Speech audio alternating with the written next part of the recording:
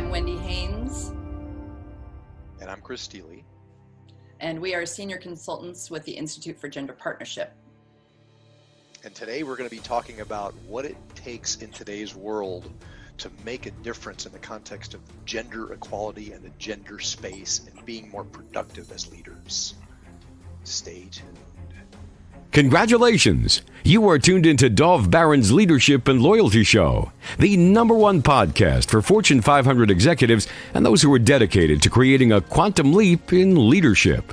Your host, Dov Baron, is the founder of FullMontyLeadership.com.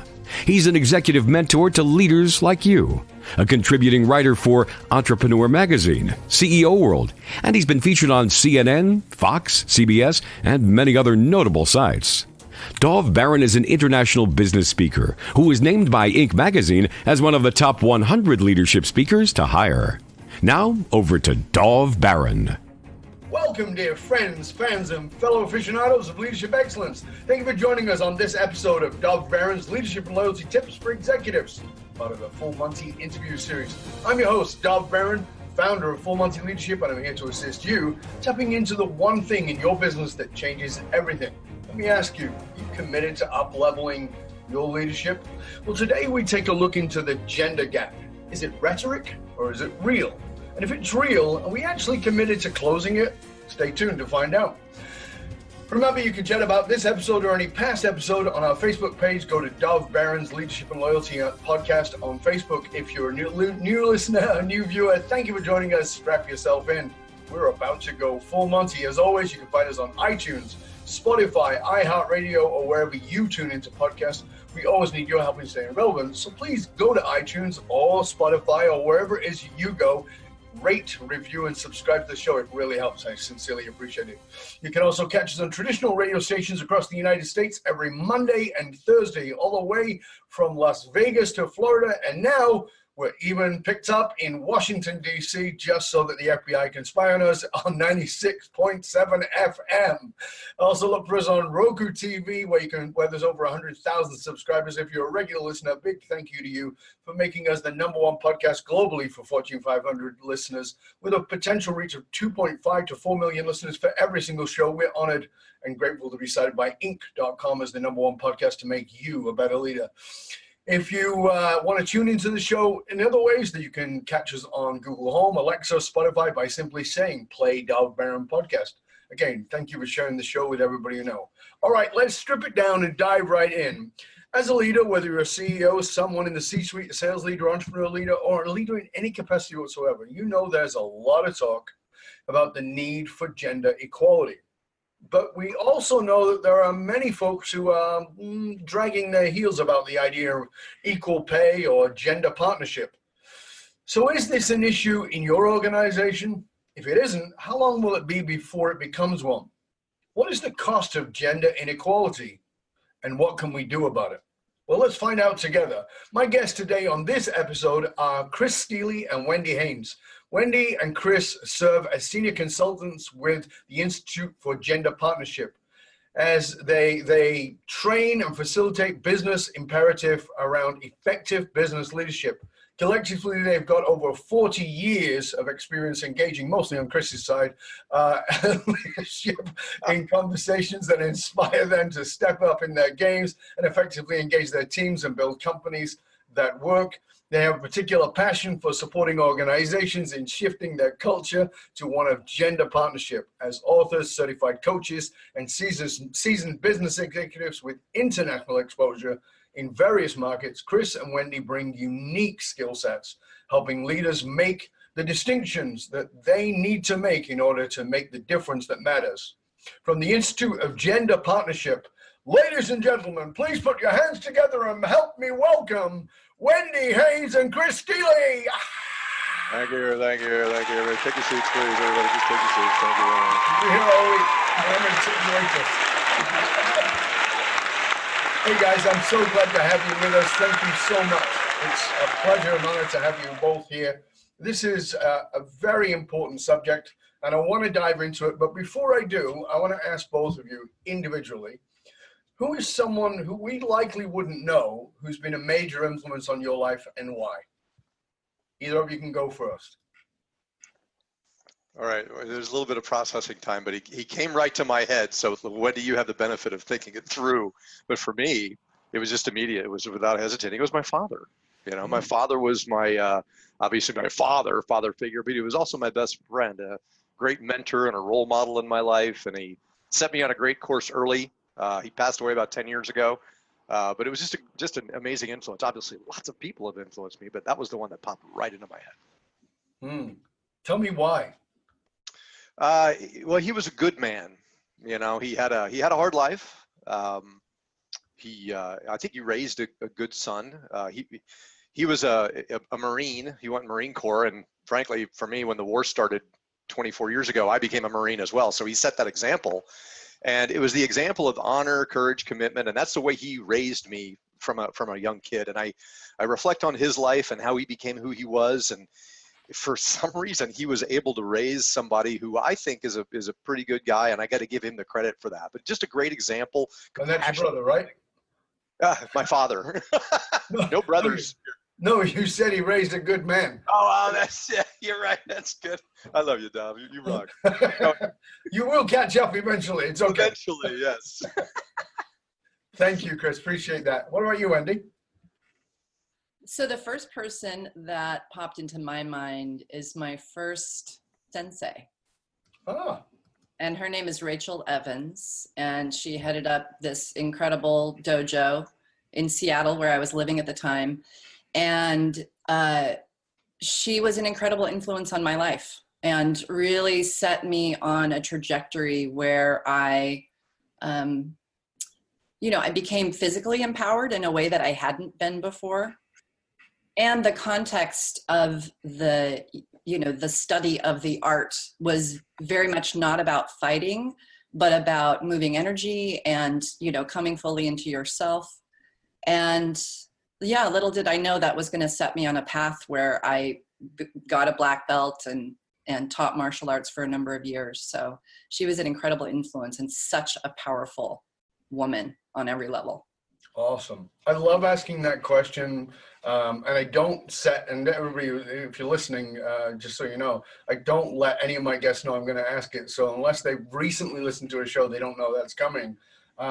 Because I think that, it's very easy for us to, say, oh, well, Gandhi or Martin Luther King or, some big, everybody knows. But every one of us was influenced by somebody that most people won't know. There was a direct impact from somebody whose name will not be mentioned, and they help set the direction of our life. So thank you both for sharing that. I sincerely appreciate it. Thanks for asking. Yeah, thanks for the question. Now, you both have worked across many industries, including technology, entertainment, the military. Where have you seen, let's start with the problem. Where have you seen the greatest gender gap? Where does that tend to show up? Does it have an industry, or is it something else altogether? I'll step in with that. So I'm the one who comes from many years in the entertainment industry, and just given what's happening in that landscape right now, I think that there's a visibility there that is highlighting the gap in a pretty obvious way. And I also think what's relevant about that is the entertainment industry so profoundly shapes our culture. Mm-hmm. And so as, the spotlight is coming on to, gender issues in the entertainment industry, I think it gives us an opportunity to pull back the curtain and actually look at, okay, well, if this industry is so impacted in this way, how are the issues of, gender imbalance, sexism, et cetera, how are those issues actually influencing the content that continues to shape the world? So I don't know if it is more, more prevalent in that industry. I think it's prevalent in many industries, but there is a significance in looking at. That's a really great point, because of course we are culturally influenced by the entertainment industry as a general, whether that's movies or music or whatever it might be. Mm-hmm. And of course, Hollywood has made a big statements around the Me Too movement and all of that. But at the same time, it's probably been one of the most guilty of that, in history. And of course, you would have very firsthand experience of that. Being a woman in that industry I can't even imagine, And I know that many men went through sexual harassment and all kinds of stuff in the industry as well. But, do you, as somebody from that industry, do you look at it and go, it's about time, or do you see it as, is it rhetoric? I guess my question, from somebody on the inside. Yeah. So as somebody on the inside that, once I became present to, gender imbalance in the industry, and then the direct impact on me as a storyteller and, Sure. And how challenging that was as a woman, I stepped in and decided to become a part of the solution. And in doing that, I came to know the many, many, many, many people who've been working for decades Right. on this issue in the industry, trying to make a difference. And I think what's significant about this moment in the industry is that with the visibility and with the significance of the people who are accused, and because we all know those people, I think it's a wake-up moment. And it's a moment that actually affords us the opportunity to be engaged in this wave of change that can really positively impact everyone and every industry. Yeah, it's a great opportunity to shape the culture. Yeah. Now, on the other side, Chris, you come from a military background, and in your bio it talks about how you were responsible for integrating the first female Marines into a company of 200 male Marines with a combat specialty. Talk to us about that industry, because that also seems to be, I mean, it's interesting that you're both from these places that seem to be, if I was going to score them high on the gender inequality, both of them would score very high, I would imagine. So tell us about what that was like for you. It's interesting because when you think about the military, you think about, fighting in war and battle and everything. Usually, it's a male's environment, it's a masculine thing. And it's funny, as I reflect on that, I got to tell you, out of all organizations, all type of niches I've been involved with in my life, the Marine Corps was probably the most diverse, and they embraced diversity more than any organization. So back in '93, when I had a command of 200 Marines, Headquarters Marine Corps changed the designation of our occupational specialty and brought the first Lance Corporal woman into the environment. And for me, it was easy, because I had conditioned the Marines, and Marines are conditioned to kind of do what it takes to adapt and overcome. Right. And it's interesting because that really wasn't the toughest environment, to be able to integrate women into that masculine, environment. And frankly, it worked really well. The gentleman embraced her as practically a sister. And I think I had something to do with that, but frankly, I set the example that it was the way to go. And, ever since then, it's just been natural for men and women to work effectively together, Yeah, I find that very interesting. I spoke for the U.S. Air Force a couple of years ago, and one of the things I said from the stage, because I got to meet them and I got to hang out with them beforehand for a day or two, and I said, thank you for breaching my bias, because I carried this bias about what it meant to be military, and it was wonderful to see that it wasn't what I thought it was, that I got to see women in great deal of power and many free thinking individuals, and in my brain it was very masculine, and in my brain it was very you're not allowed to think for yourself, and it was not what I found at all. So it was wonderful. So it's great to see that both of you have come from these places that we as in people on the outside may have very strong bias about, and see that how you are helping to breach the bias around that. Wendy, let me jump in. Culturally, in the gender space, it has been there's a high awareness of equality or gender equality. I think probably now it's higher than it's been since the 1960s in the women's movement. But here we are 50 years later, and women still earn less than men.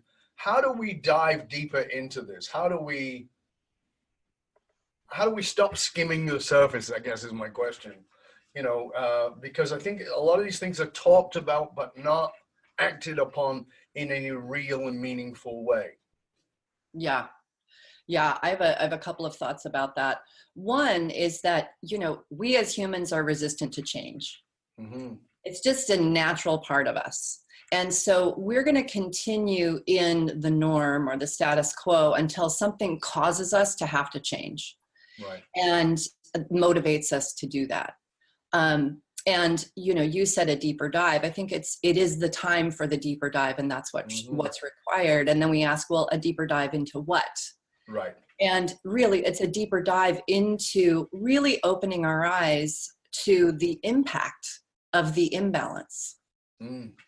The status quo really is the imbalance. So that's the norm. That's what we're all used to. But if we can start to really look at the impact, not only for women, but for men, and in business, there's a bottom line impact when men and women can't work fruitfully and well together, right? We're missing out on some of the great qualities of each of the genders if we're operating right in an imbalance.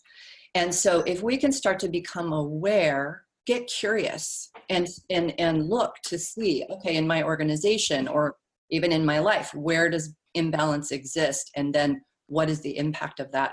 That can start to motivate us to change. I think we have to be willing as individuals, as leaders, to take a look at our own bias and to, again, just be curious. Like, how have I been raised in this world where there's a gender imbalance? So how have I been impacted by that? But I think you're asking us to look at something we can't see. What I mean by that is, that blind spots are called out for a simple reason. We can't see them. I was speaking to somebody recently about white privilege. By the way, if you don't know, as you're listening, I'm a white guy, right? White privilege. So, if you're a white person, you don't know what white privilege is because that's what you grew up with. It's all you know. And I think it's the same with gender bias. It's like, we don't actually, we're not even aware of it. And what I want to do is to bring our awareness to how do we even get to, how do we peel off the blinkers and actually see that actually I don't think of women in the same way. I make racist comments that are not with any ill feeling or it's language that's become part of the lexicon, and a person uses that language that's racist and they don't know, or they use language that's sexist, and it's not because they're mean or horrible or don't like women. It's because it's so part of the natural lexicon of language that we don't hear. And on the other side of it, just as a counter for a moment, is the hypervigilance that creates craziness. Where you don't like women because you used a statement. No, it's not that I don't like women or I don't think women are equal. It's so unconscious. And as you very well said, we resist change. So help us to grasp how to get past our own blind spots. Okay. Two things.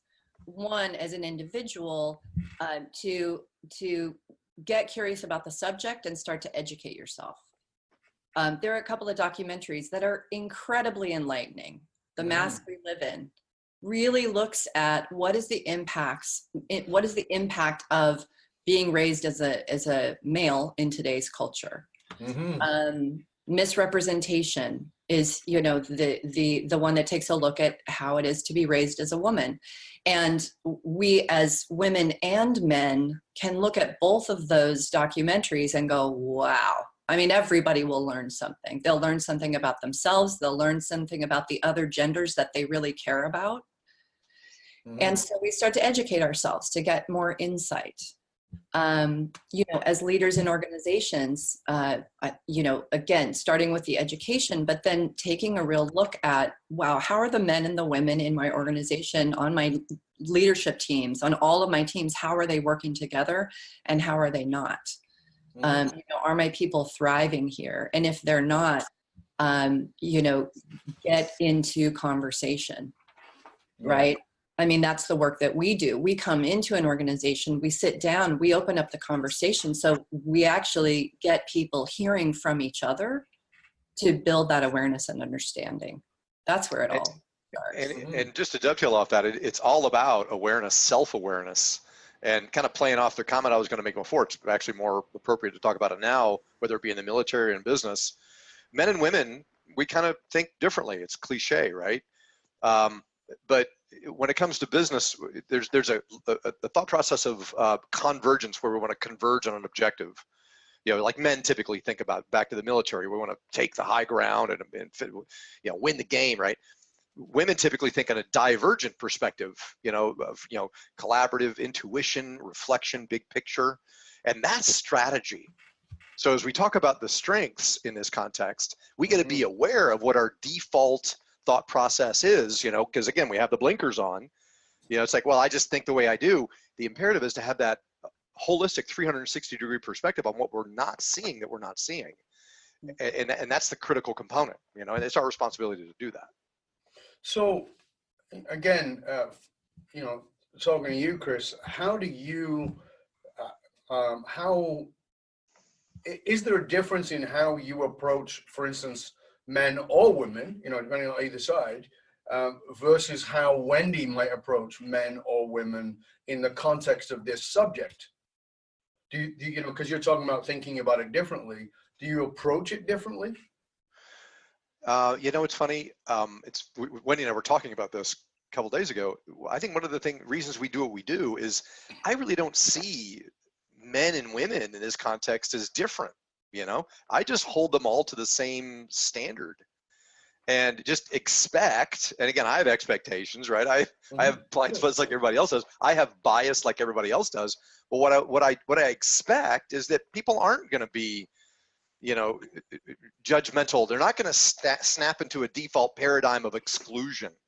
So that's just how I just treat everybody with equality. Wendy mentioned a resource. One of the books that I read literally 25 years ago in my life was a book by a guy named John Sanford called The Invisible Partners. And it's out of print now. I think you can probably get it somewhere along the way, but it introduced me to the fact that I've got a feminine essence inside of me. It's like we talked about before. It's the yin of the yang, and that's what makes me whole. Yep. And that's just kind of how I approach myself in my life. And that's one of the things I like about Wendy is she has the same perspective. And I don't really see her as a feminine woman. I mean, that's the package that she's in. But at the same time, I see her as just an enlightened human. And that's just how I see everybody, and I hold people to that standard. I think it's great that you hold people to that standard, and I hope that they step into that. But obviously, if they did, you'd be out of work. But nonetheless, I mean, you and I, we all spoke about this previously. That I think that a lot of the time, the challenge is that we are. We see men and women as different, rather than seeing the conditioning as different. And when we get past the conditioning, as I said to you in a previous chat, some of the most nurturing people I've ever met are men, and some of the most focused and outcome-oriented people I've met are women. It's not a male trait or a female trait. It's a social conditioning, and it's a personality as we choose to do it. And I think that we've got to learn the strengths of each other. And to your point, Chris, I believe without a shadow of a doubt that we are all yin and yang. I know that I deal with yin men. A lot of my work is dealing with yin men in yang packages. I'm a very yang looking guy. You don't get much more masculine looking than me. I'm ugly in drag, and that's all there is to it. And there's no, this is not a pretty sight in a dress. I know, I've tried it. It's not good. No way I'm going over for any kind of gender reassignment. It would definitely not work for me. So I'm very yang looking. I've got a very yang face. I've got a yang build, but I'm very yin. I cry at commercials that, and a lot of the men that I work with have built this yang persona. We're very good. We look like that. but they're all beautiful, big-hearted guys who just need permission. And I think that part of the problem is that with the societal conditioning, and this is to speak directly to what it is you're talking about here, is that I think because of this gender inequality, men are afraid of showing their yin, and women are afraid of showing their yin. So women show up in business and in leadership, trying to be more male than men, and that's not where their strength is. Their strength is in their yin power. That's why I personally, it's my bias, I love Oprah. And the reason I love Oprah is not because of her like of spirituality or any of those things. It's that I see her as a powerful woman. She's not giving up being a woman. She's not trying to be a guy, and she's still a woman. And I love that about her. Is that aligned with you guys, or am I a million miles from where you guys are going? Well, I would love to jump in here because I think you raise a really interesting point. It's like, why would a woman feel she needs to act very yang in order to succeed in business? Absolutely. Right? Those are the cultural conditions that cause women to not be as yin as they maybe are, or men to not feel safe to reveal their vulnerability, right? These are the cultural conditions that have shaped and impacted all of us and are ultimately limiting us. But we can recognize that, well, a woman would believe she needs to act that way because that's where the power lives. This is about power imbalance. It's about Men power imbalance. hold more power than women in these current cultural conditions. And so whether it's conscious or unconscious, we're all geared to move toward power, right? Because powerless is threatening. Right. So it's the complexity of all of that. Yeah. And, and like you as two male allies, I so appreciate that you're like, I see everybody as equal and, that we all, have great qualities, and I just see everyone as equal, which is awesome.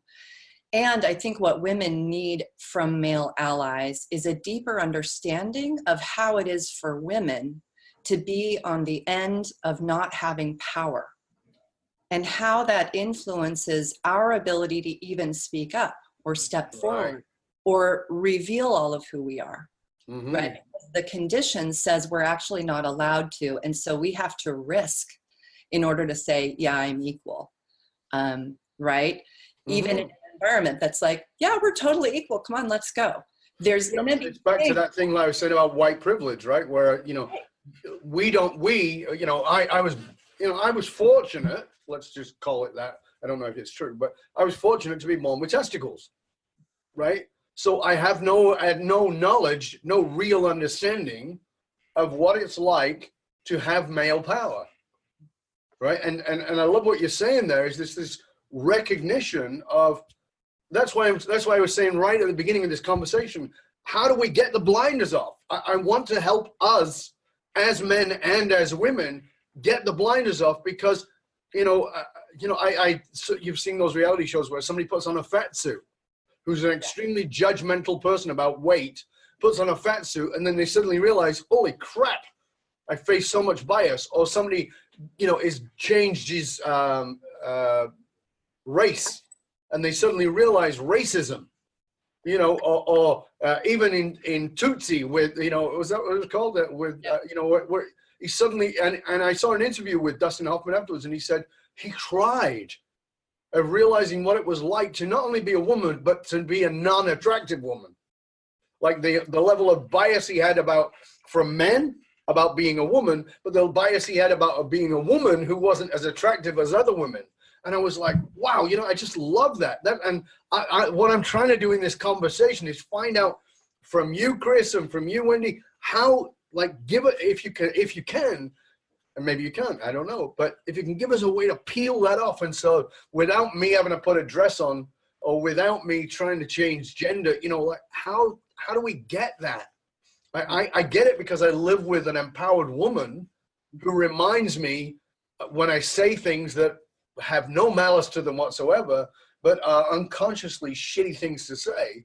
And I have to go, so is there a way that you guys can help me with this? Well, go ahead, Wendy. Okay. So here's my first suggestion. Get clear about what and who you care about. If you're a man and you ultimately are interested in this issue and exploring whether you've got blinders on, go to a woman that you care about. Your mother, your wife, your partner, your daughter, and get in a real conversation with them about how is it? You know, how is it? What's it like for you to maneuver through the world?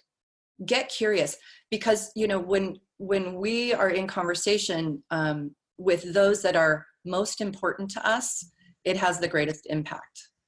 You know, if you're a woman out there, do the same thing. Like, sit down with a man that you care about and find out how it is for them. What are the pressures for them around being a man, right? So that we can really, you know, get in touch with that which matters to us most and that which is closest to us.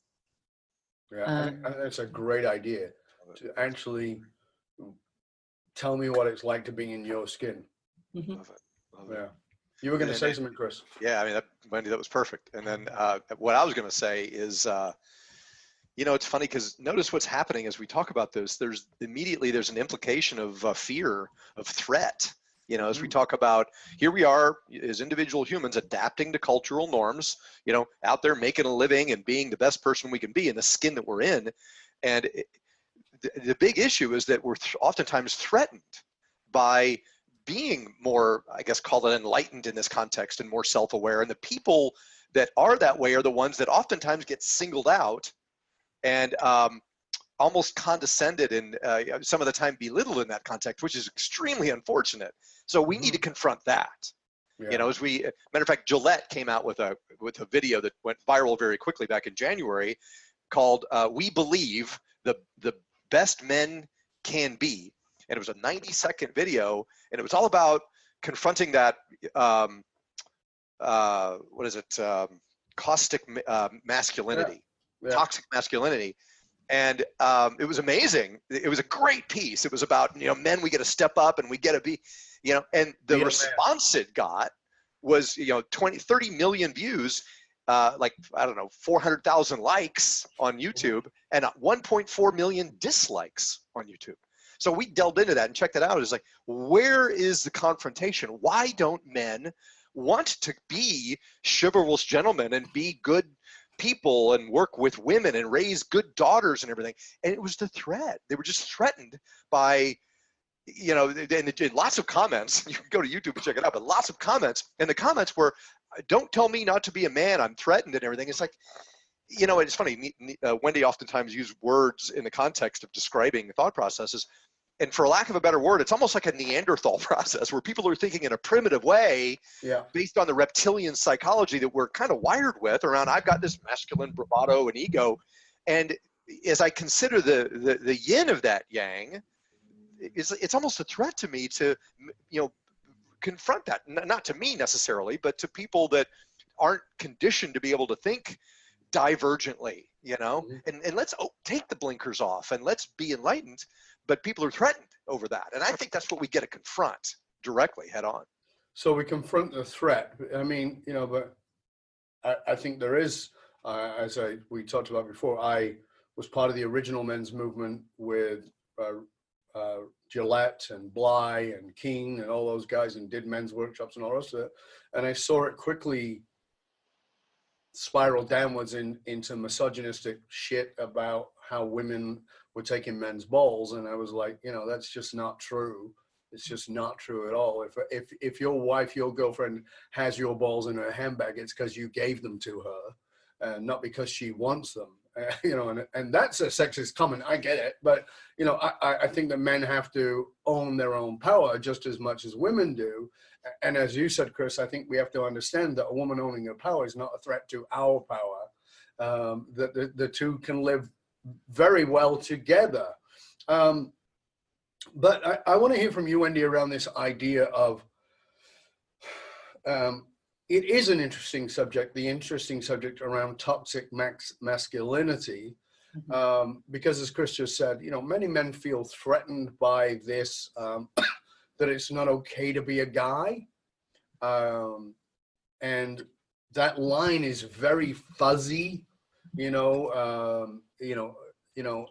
does the humor end? Where does where is it a dig? Where is it an attack? Where is it a playfulness? Don't hold that door open for me. I'm completely capable. Well, what's wrong with me holding the door open for you? Well, would you hold it open for a guy? Yeah, I would. Okay. So, so can you help us understand that from actually as two blokes here with Wendy, excuse me, Chris, but I want to really hear from Wendy on this one. Is that okay? Oh yeah, go for it. Yeah. Yeah. Okay. So it's so individual. The rule book isn't written for this. We're in the midst of change. Mm-hmm. And so again, back around to that, we're naturally resistant to change. There's that part of us that wants to know and understand, and so we can feel safe and secure, right? So we are in the midst of change, whether we like it or not, whether we resist it or not. We are in the midst of that, right? So our traditional roles are shifting. And so I, would encourage from the male perspective in discovering, okay, well, who am I supposed to be now? Right? You've got to be in a conversation with yourself, and you've got to be in a conversation with the other gender that's there with you. Figure it out together, right? We've been in a unilateral power structure. Men have power, women don't. This is unilateral, right? Mm-hmm. Women can fight for power, and even if they got it, if we stayed in this unilateral structure, we would still be stuck in the same cycle. Absolutely. Right? So if we can shift into this idea of shared power, right? Yeah, it takes work, it takes curiosity, it takes willingness, it takes each of us developing the confidence to be a part of redefining how we be together as men and women. Yeah. Giving men more room to be vulnerable. Giving women more room to be powerful in a feminine way. We're learning our way into this. And so again, to be curious and be in the conversation, we're the ones that are creating those answers. I love that. And I think you brought up something that's very important, which is if you have the courage as you listen, as you watch, to take out your journal and as a man and say, what is threatening about allowing women to just own their own power? And as a woman, what feels threatening about owning your power? And I think those are, just, and letting yourself just write on that and let the mind muck pour out and just to get that sense of it. Because as you both were talking about, this inherent fear, and we all three of us understand this. The psychology is that we resist change, and because change is quote unquote threatening. In your work, what are you seeing? What organizations are you seeing that are doing the most to be more inclusive for women? Is there industries that are stepping up better than other industries, or is there particular organizations who are really at the forefront of this work? Well, our experience, I just think that, the healthcare space is a good example. Mm-hmm. The healthcare industry. We work with a lot of companies in that space, and it's impressive. We just did an event a few weeks ago, and it's really impressive to see the men and the women stepping up, oriented toward progress and what can be. So the healthcare industry is championing that, I think. For what it's worth, the pharmaceutical space too. Lots of pharmaceutical companies are getting into that too. Those seem to be the flagship industries that are really getting it. I think. Anything else, Wendy? What's your perspective on that? I think we're seeing a little bit more education stepping forward as well. And just to put in my plug, I think the entertainment industry should step on this bandwagon big time. Mm-hmm. Right? They could be such incredible way showers and influencers in the way that they face into and address what's happening in this very visible, very public space. Mm-hmm. And on some levels, numbers are changing. People are having different conversations. More and more women are encouraged into the director's chair, et cetera, which is awesome.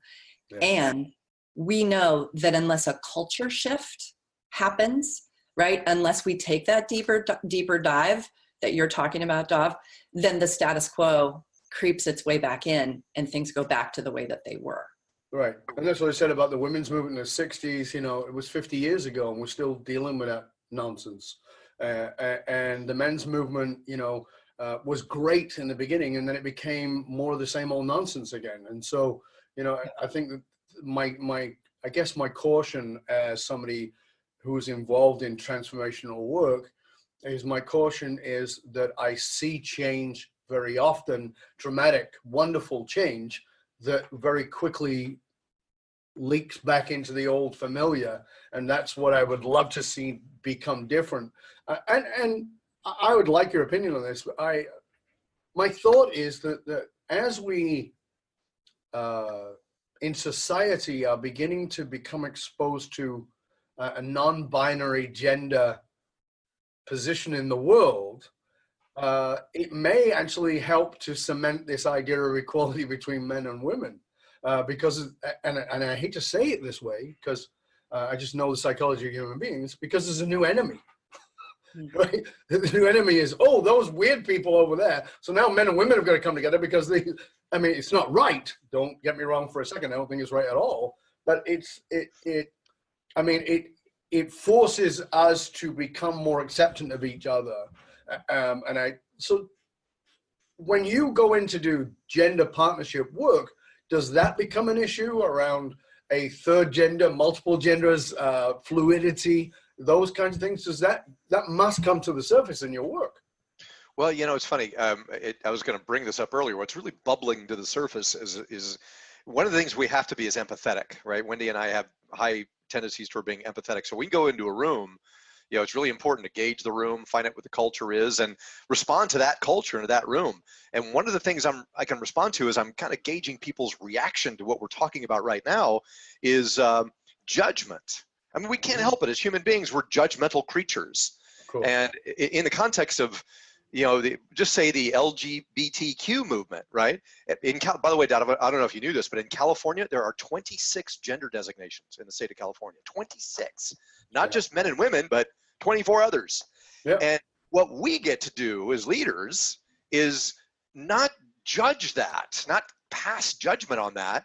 And, it's be inclusive and embrace the wonderful diverse thinking that comes from those perspectives, and that's kind of hard to do as human beings because we're judgmental and we have unconscious bias and we were raised the way we were raised. And I think that's the key, is to be, empathetic, respectful, and stop short of being judgmental of those conditions and embrace them and determine what their strengths are and how they can contribute.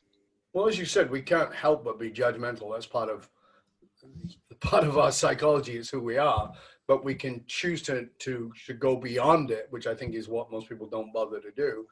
And I think, to stop and act like we were talking before about, well, what's it like to be in your skin as a woman, or what's it like to be in your skin as a man, is just as important in those other 20 odd classifications, because there's a way of looking at the world. It's like saying, well, there's only black and white. Well, that's ridiculous. What's another way of looking at the world? And the opportunity in this is that as leaders, we get to see the world through another set of lenses that are not necessarily male versus female, but could be male, could be female, could be a transgender, could be a million other things, or whatever it might be. And then on top of that, different race and different culture and all those wonderful views that we could get into the world that could really help us a lot. One of the things you guys talk about is the psychobiology of all this. Talk to us a little bit about that. I want to touch in on that because I think this is a fascinating area that I think is going to help people. I'll step in for that. So that steps us into the work of somatic coaching that I do. And, somatics really includes the psychobiology, the intelligence in our body that is always communicating to us that we're often cut off from because we live in such a mental world. Living the attic. thought-focused world. And so, our psychobiology holds our habits. It holds our shaping, right? Our cultural conditions influence who we become. Our experiences influence who we become. And so that becomes a part of our shape. That shape, those habits, then cause our behavior, especially when we're in pressurized situations. And so we can learn something new, right? We can learn the concept of gender partnership. Oh, yes, that seems like a good idea. Okay, I understand the construct of that. Great, let's go back to work. Until we actually shift our experience of it, right? Until we actually start to ingrain new habits and shift the old habits out, then our psychobiology is going to still be operating under the same operating system, the old one. Right. So we'll discover, well, I have this new information. I want to be being different, but I don't know. I just keep doing that same old thing. That's where this integration of like, yes, let's bring in new knowledge, but let's also have the actual experience, right, in our bodies, in the realm of psychobiology to bring the change to that level, because that's when we start actually behaving differently. And actually, I'll compliment with what Wendy just said is it turns out that our upbringing conditions us with a neurobiological association that represents itself in spite of how we want it to, in essence. So we have no control over how people perceive us based on how we were raised and our upbringing. That's shocking to me. I was actually in a therapy session a couple months ago, and we brought this up, and it's like, well, what can you do about that? Well, really, there's really not that much. It's the biological, wiring that is influencing us neurologically. And the thing is, I hesitate to think that there's nothing we can do about that. For me, as I process it, and we all get to process it in our own unique way, back to self-awareness and how can we show up in this context, is I determine that I can overcome this by listening more effectively, by slowing down, calming down, and being more confident in that context to counter that association that immediately shows up whether I want it to or not, So. Yeah. This is great stuff, guys. It really is. We're getting close to the end of the show. This has flown by. Let me ask you this question. What is the most common misunderstanding about what it is that you guys do? I'll jump in.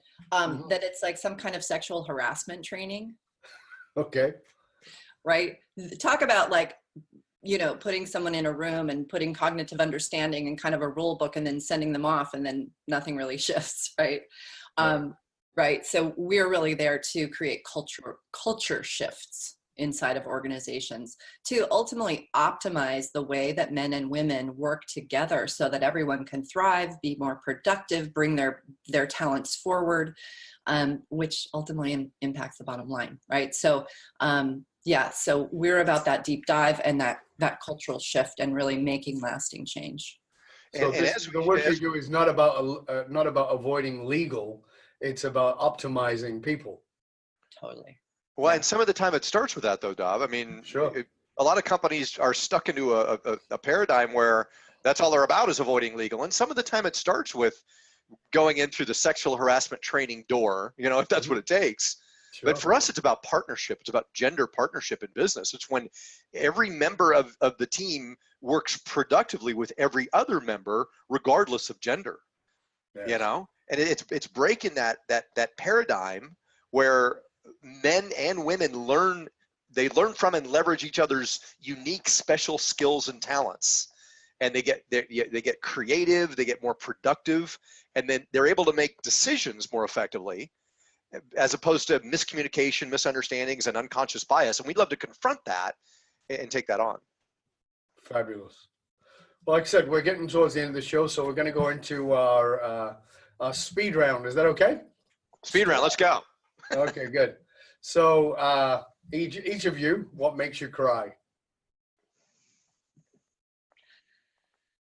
Out of Africa, the movie. Yeah? Why is that? Tell us. Why does that make you cry? oh my gosh, it's just so epic and grand, and like the beauty and the expansiveness of the whole story. And also I think it's like yearning unfulfilled. Wow. Very good. What about you, Chris? The first thing that came to mind is the death of an animal. Huh. You know, like a pet. That makes me cry. Wow. So the Old Yeller movie or something like Oh yeah, that. I'm a sucker. I cried at Old Yeller. I did. Right. What makes you cry laughing? You know, I'm just generally a joyful guy. I default to a mindset of gratitude, and I'm just grateful for things. And even this morning, I woke up, I did my meditation, and I looked out the window, and I saw the landscape and everything. And it was welled up. I can feel it right now, kind of coming back. This joy. You know, it's like there's so much beauty in the world. You know, and some of the time I'll well up, just out of gratitude, and just be grateful for the fact that I just took the last breath I just did. I just breathed the breath. You know.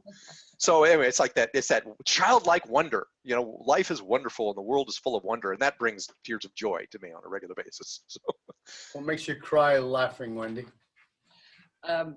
Being really stupidly silly.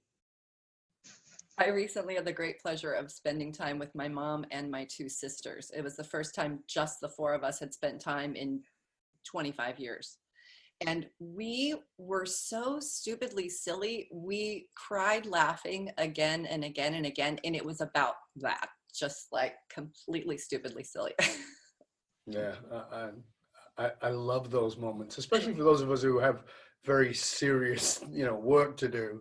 And then we like just to be with somebody who gives us the space, or we create the space to just be goofballs, is just delicious. Yeah.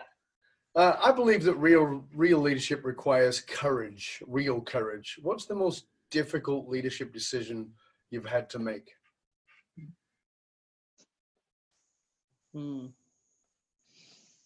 Most courageous leadership decision you've had to make?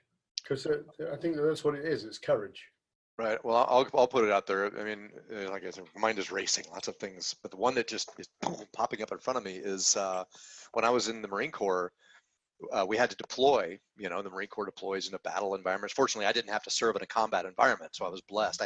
Total of 24 years, I held a commission as a logistics officer of the Marine Corps, and I didn't have to be in a combat environment a single time. But I did a lot of peacekeeping missions.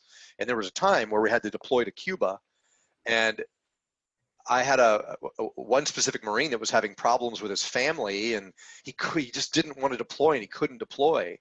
And I had to be the example of him for courage to be able to leave his family. And it was tough. And he had the courage. We were able to set up a support environment. But that took courage for me, with being a compassionate human and caring and being empathetic, that, hey, we have a mission to do, and you got to go, and you signed up for this. And I didn't want to be all militant on him and everything, but it ended up working out. We ended up setting a great support environment, but that was tough to have the courage, and frankly, being the example for him to have the courage, Sure. to be able to go away from his family. So that's just the one that pops up into my mind. Thank you. And you, Wendy? For me, it was a time when I had to let go of an employee that I was very invested in and had put so much energy, heart, and attention into giving them the skills and the support that they needed to do well in their position. And at the end of the day, they just weren't the right person for that position. Yeah. So to let them go. I think that's always a courageous decision, is when you've invested in the potential of somebody and they just can't go there for whatever the reasons are at that time. And it's always deeply sad as well. Yeah. So in a parallel universe, what work are you in? What career do you do?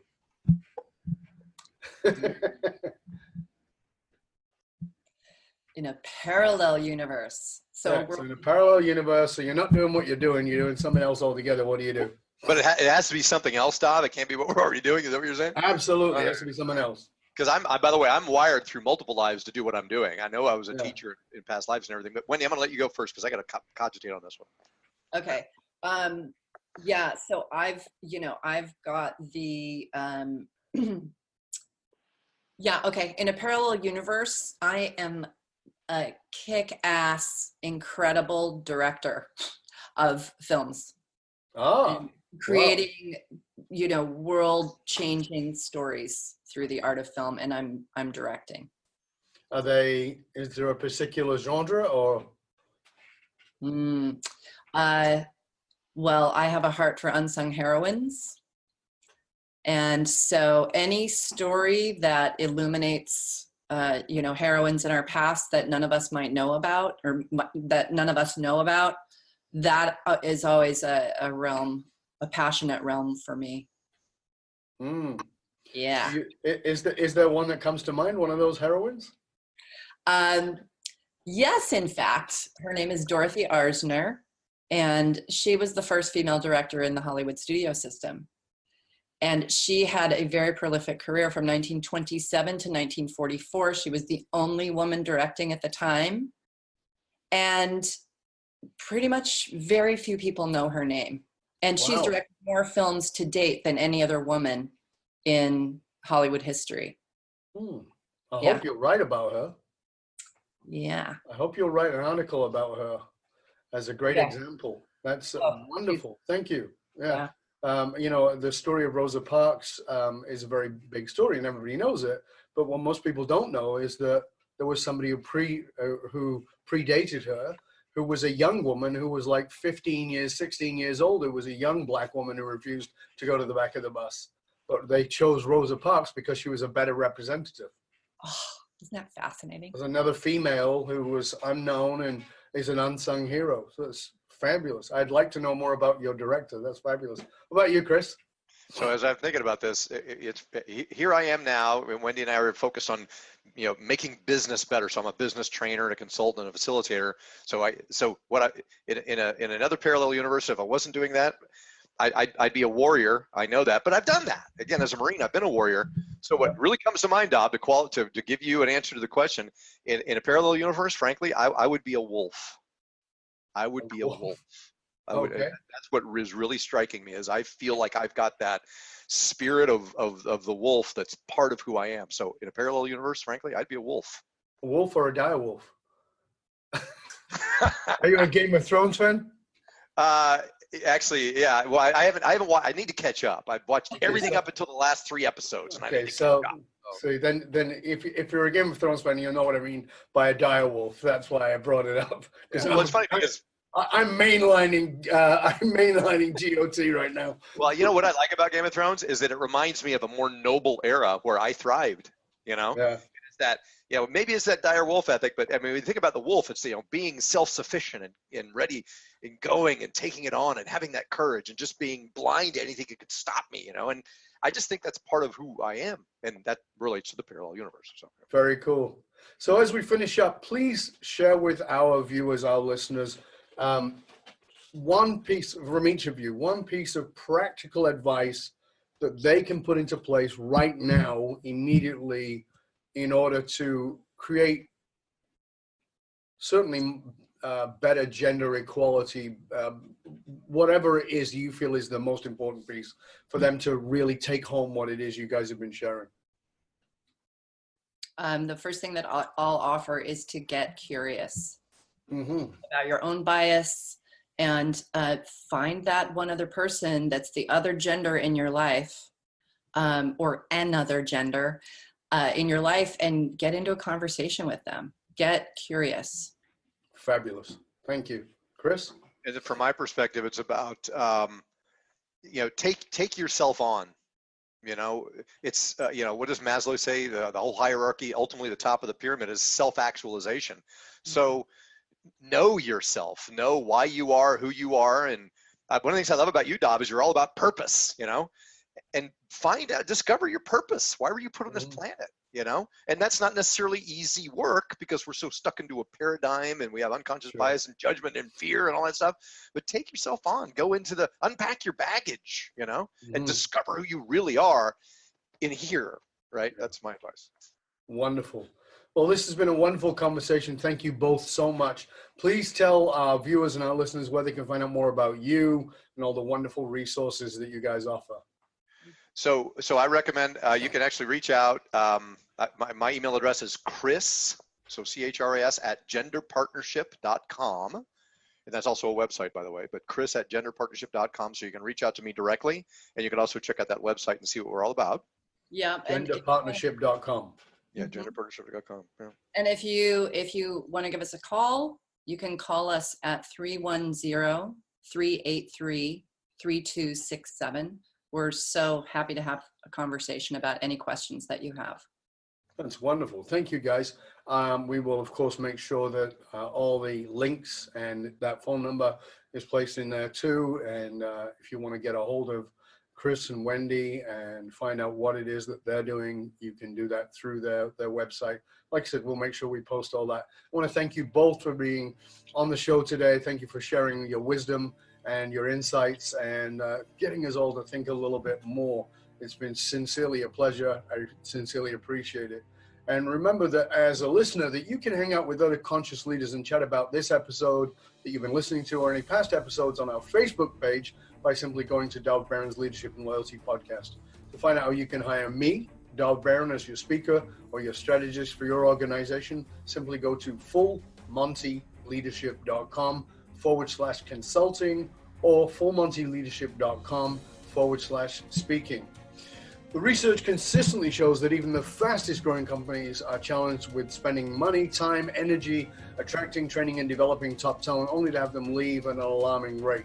If you're frustrated with investing in the training and development of your talent, only to have them leave before you get your ROI, then come talk to us at fullmontyleadership.com, where we provide the essential leadership skills to rekindle and amplify the hidden loyalty assets inside of your organization by tapping into purpose.